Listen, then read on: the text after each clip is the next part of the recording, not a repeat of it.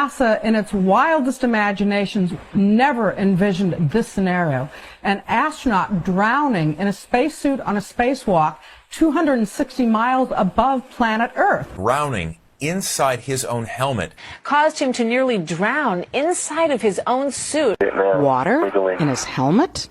It's an incredible story. Harrowing. Almost unfathomable. Unbelievable. This was one they had never envisioned. I experienced what it's like to be a goldfish in a fishbowl. Hey, let's use a diaper. I thought that's a clever solution to this problem. Yeah, pretty neat. They also came up with the snorkel idea, too, you know. Makeshift snorkels. This snorkel, if water is encroaching your face, the crew member can lean down and use this to breathe. They're ripping that spacesuit apart, trying to figure out where all that water came from. Not like there are that many options when you're out on a spacewalk. Next on Jonathan Berth's Blue World, Jonathan goes to inner space. I'm standing on the International Space Station. Water in space. NASA says they cannot guarantee the helmet won't fill with water again. And obviously, if you fill the helmet, you can't breathe.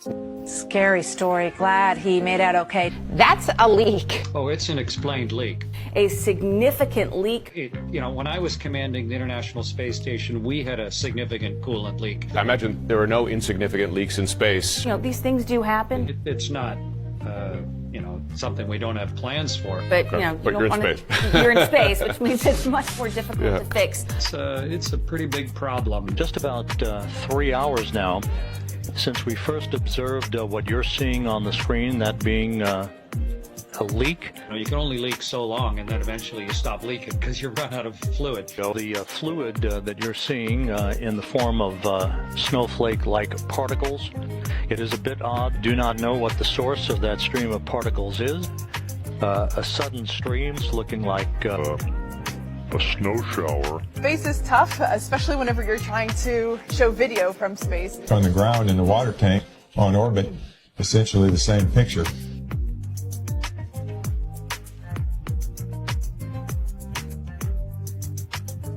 Matthias Maurer was wrapping up a 7-hour-long spacewalk outside the International Space Station when he noticed water leaking into his helmet. It was eerily similar to what happened to an Italian astronaut back in 2013.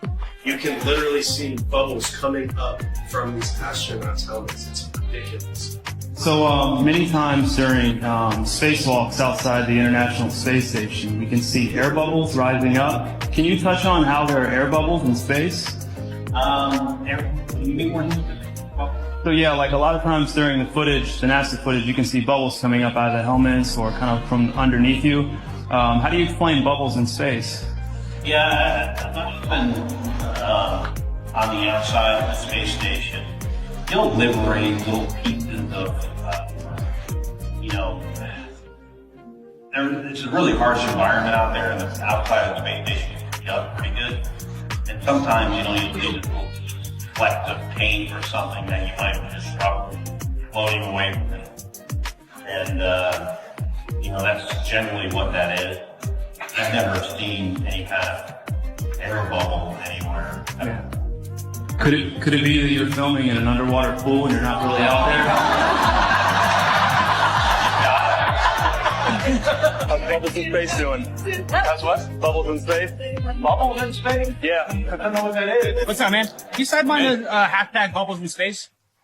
Hashtag Bubbles in Space? Bubbles in Space, brother. What's your word on that? What is that? Bubbles coming out in the spacewalks? Oh, you're that guy. I'm one of those guys. Yeah, I'm not gonna write that. Not everybody can be a robot polisher. Water in space.